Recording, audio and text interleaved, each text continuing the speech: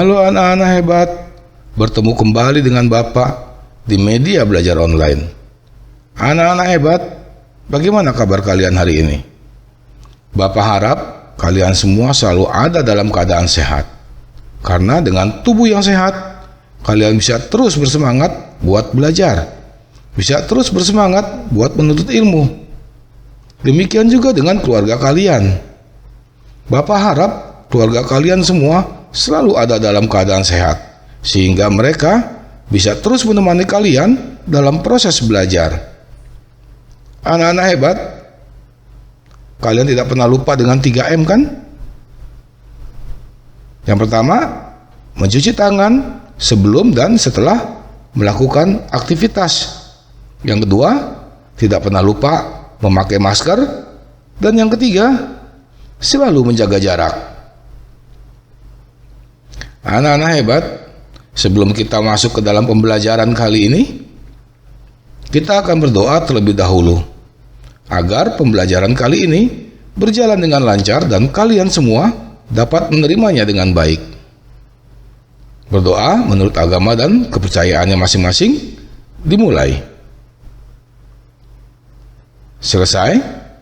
Baiklah anak-anak hebat, kali ini kita akan membahas tentang tema 3, subtema 2, pembelajaran 1. Adapun kompetensi dasar yang ada mencakup 3 mata pelajaran, yaitu Bahasa Indonesia, IPA, dan IPS.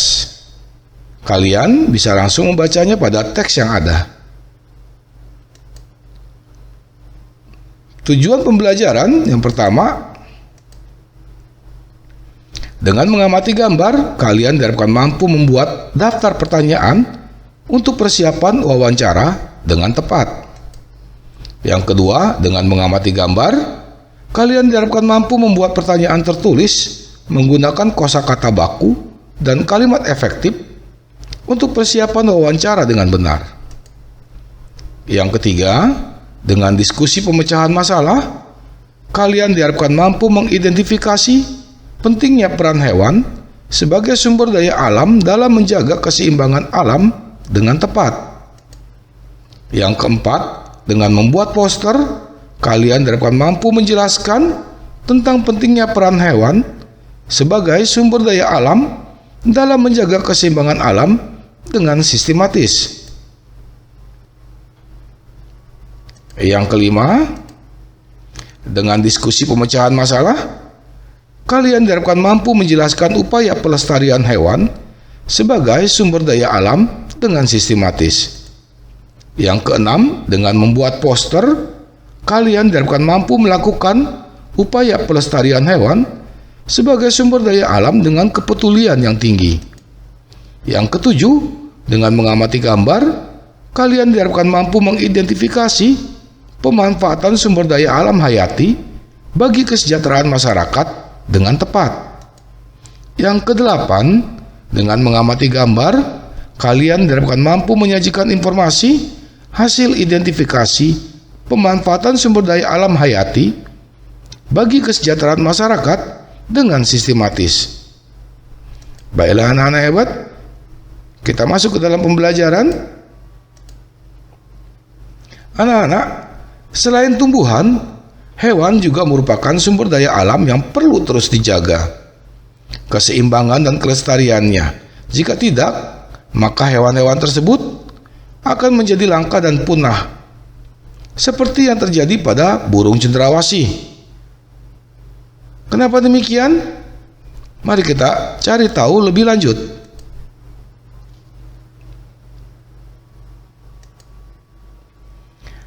Bacalah teks tentang burung cendrawasih yang ada di bawah ini. Burung surga asal Papua. Burung cendrawasih disebut juga sebagai burung surga. Burung yang menjadi maskot Papua ini memiliki warna bulu yang indah.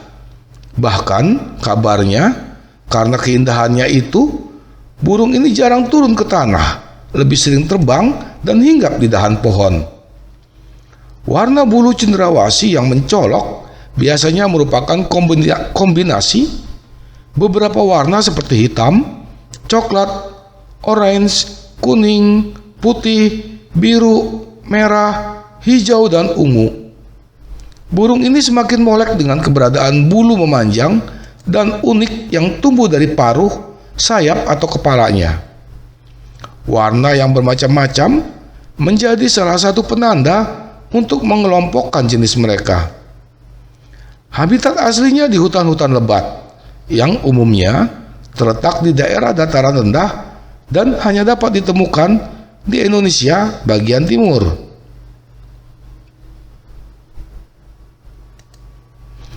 Burung cendrawasih mati kawat adalah jenis yang menjadi identitas Provinsi Papua. Masyarakat Papua sering menggunakan bulu cendrawasih sebagai pelengkap atau hiasan dalam pakaian adat mereka. Keberadaan burung cendrawasih kian lama kian terancam. Perburuan dan penangkapan liar serta kerusakan habitat menjadi beberapa penyebab utama. Bulu cendrawasih juga diperdagangkan, digunakan sebagai penghias topi wanita di Eropa. Tapi kini, burung cantik ini menjadi jenis satwa yang dilindungi.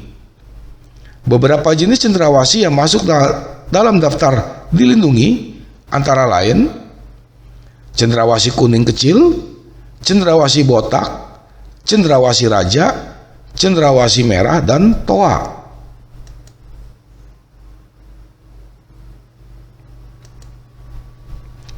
Setelah membaca teks di atas, cobalah kalian jawab pertanyaan yang ada di bawah ini. Yang pertama, jelaskan mengapa burung cendrawasih menjadi salah satu sumber daya alam yang menjadi kebanggaan rakyat Papua dan dilestarikan. Yang kedua, keberadaan burung cendrawasih kian lama kian terancam. Apa yang menyebabkan hal tersebut terjadi? Yang ketiga, apa yang bisa dilakukan untuk menjaga kelestarian burung cendrawasih ini? Yang keempat, bagaimana kaitan antara perilaku manusia dengan kelangkaan burung cendrawasih? Deskripsikan. Yang kelima, bagaimana pendapatmu tentang perilaku manusia tersebut? Yang keenam, apa akibatnya jika burung cendrawasih punah? Yang ketujuh, apa saranmu agar kelestarian burung cendrawasih tetap terjaga?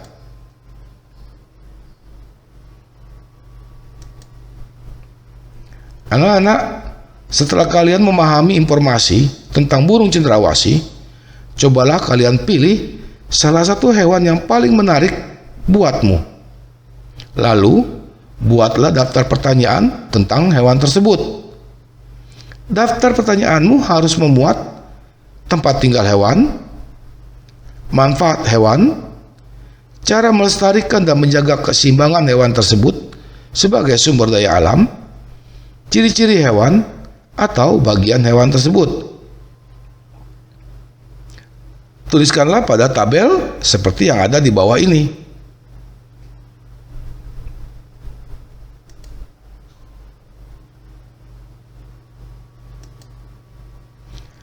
Anak-anak hebat, kalian tentu pernah melihat kupu-kupu terbang di sekitar rumah kalian. Tahukah kalian dari mana asalnya kupu-kupu dan apa manfaatnya bagi lingkungan sekitar? Mari kita baca teks yang ada di bawah ini. Kupu-kupu. Kupu-kupu termasuk dalam kelompok serangga. Kupu-kupu biasanya memiliki warna yang indah cemerlang. Kupu-kupu tidak berbahaya bagi manusia. Daur hidup kupu-kupu bermula dari telur yang melekat di daun, kemudian matang dan menetas setelah 5-10 hari dan menjadi larva atau ulat. Setelah 2 minggu, larva ini akan membentuk kepompong yang bergantung di ranting atau daun selama 2-3 minggu. Setelah beberapa waktu, kupu-kupu dewasa keluar dari kepompong. Kupu-kupu dikenal sebagai serangga penyerbuk tanaman. yang membantu bunga-bunga berkembang menjadi buah. Bagi petani dan orang pada umumnya, kupu-kupu ini sangat bermanfaat untuk membantu penyerbukan tanaman.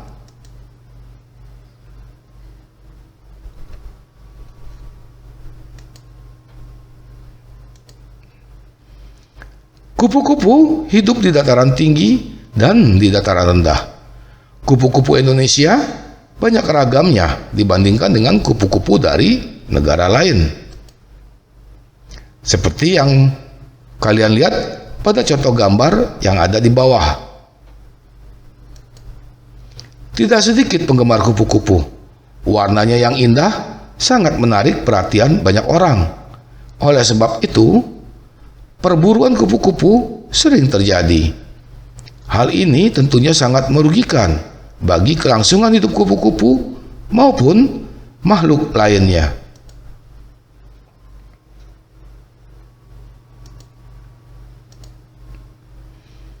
Tahukah kalian manfaat kupu-kupu? Salah satunya adalah kupu-kupu membantu penyerbukan tanaman. Hal ini tentunya bermanfaat untuk kelestarian tanaman tersebut. Cobalah kalian jawab pertanyaan berikut ini. Yang pertama, apa akibatnya apabila kupu-kupu punah? Yang kedua, apa yang bisa kamu lakukan untuk melindungi kupu-kupu? Yang ketiga, di mana kupu-kupu hidup? Jelaskan. Anak-anak hebat, sebagai makhluk sosial, kita hidup secara berdampingan dengan makhluk yang lain. Makhluk hidup di sekitar kita banyak ragamnya. Ada tumbuhan dan juga hewan. Makhluk hidup termasuk salah satu sumber daya alam. Sumber daya alam yang berasal dari tumbuhan, misalnya pisang. Bapak yakin kalian tidak akan heran kalau yang namanya pisang. Pasti kalian semua sudah pada tahu. Dan yakin juga Bapak, kalian semua pasti sudah sering memakannya. Tanaman pisang banyak kita jumpai. Tanaman ini mudah tumbuh, mudah pula dalam perawatannya. Banyak manfaatnya dan memiliki nilai ekonomi yang lumayan tinggi.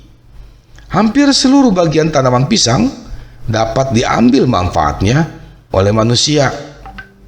Kalau kalian perhatikan pada gambar yang ada di samping anak-anak, pada gambar di samping ada gambar pohon pisang. Dari daunnya, buahnya, jantung buahnya, batangnya, bahkan anak pokoknya, semuanya bisa dimanfaatkan oleh kita. Dan yang pasti, semuanya memiliki nilai ekonomis. Itulah mengapa tanaman pisang dapat dianggap sebagai salah satu sumber daya alam yang berasal dari tumbuhan. Berikutnya adalah sumber daya alam yang berasal dari hewan. Contohnya ayam. Ayam adalah binatang ternak yang paling banyak kita jumpai. Mungkin di lingkungan sekitar tempat tinggal anak-anak, kalian banyak menemukan ayam. Mari kita lihat bagian apa saja yang dapat dimanfaatkan oleh manusia dan memiliki nilai ekonomi. Ayam diambil daging dan telurnya untuk dikonsumsi. Karena daging dan telur ayam adalah sumber protein yang berguna bagi kesehatan manusia. Bahkan bulu ayam pun bisa dimanfaatkan oleh manusia. Apakah kalian tahu? Dimanfaatkan untuk apa saja bulu ayam itu? Silakan kalian cari. Nah, anak-anak, selain memanfaatkan sumber daya alam tersebut, kita juga mempunyai kewajiban untuk menjaga kelestariannya. Jadi, jangan hanya kita memakainya, kita juga punya kewajiban untuk merawatnya, untuk memeliharanya. Agar apa?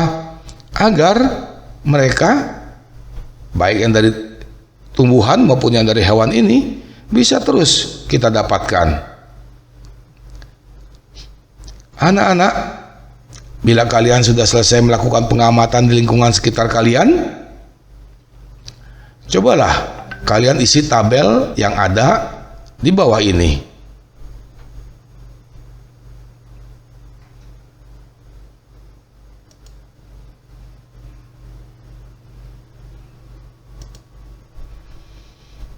Kalian telah mengetahui manfaat penting bagi hewan, bagi keseimbangan lingkungan.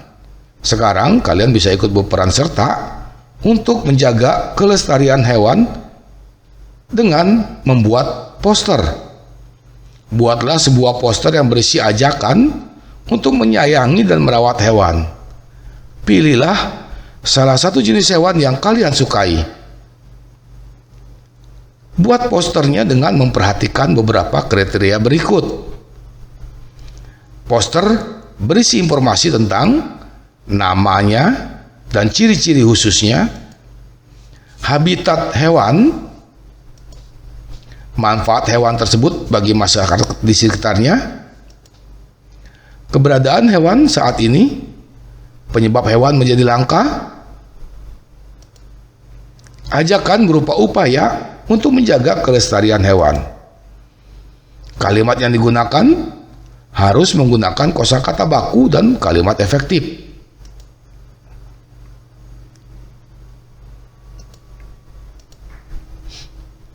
Kalian dapat menggunakan karton dengan ukuran yang cukup besar untuk dapat terbaca dari jarak yang cukup jauh. Tetapi jika tidak terdapat karton, kalian bisa menggunakan bagian belakang dari kalender. Buatlah postermu semenarik mungkin. Kalian bisa menambahkan gambar ilustrasi ataupun foto dari hewan pilihan kalian. Kalian bisa melakukan kampanye untuk teman-teman di sekolah menggunakan poster yang telah kalian bikin, kemudian dipajang di sekitar sekolah, sehingga teman-teman kalian akan ikut terinspirasi serta menyayangi dan merawat hewan. Untuk saat ini, apabila kalian telah selesai membuat poster, fotolah dan kirimlah ke guru kalian. Kemudian simpan poster kalian. Bila nanti saatnya tiba, kita bertemu tatap muka di sekolah, bawalah poster tersebut masuk ke sekolah. Berikutnya ada beberapa contoh dari poster tentang menyayangi hewan.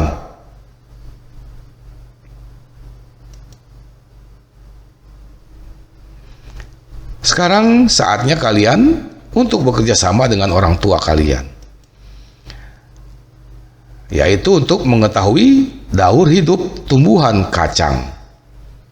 Cobalah kalian tanam biji kacang hijau di rumah bersama orang tua kalian. Letakkan biji kacang tersebut dalam gelas plastik bening yang telah diberi kapas. Lalu letakkan beberapa butir kacang hijau di atasnya. Tingkatkan rasa tanggung jawabmu dengan menyiram dan merawatnya setiap hari. Catatlah pertumbuhan biji kacang hijau tersebut selama 6 hari. Kemudian tulislah perkembangannya dalam tabel berikut.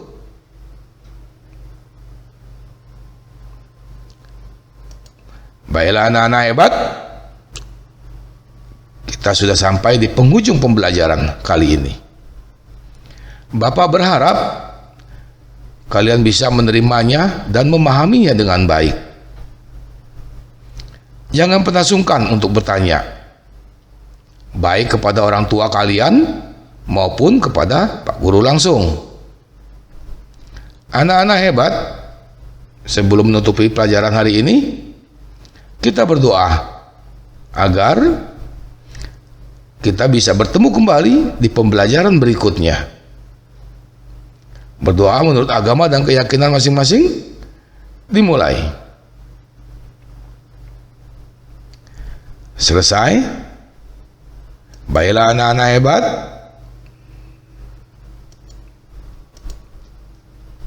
bertemu kembali dengan Bapak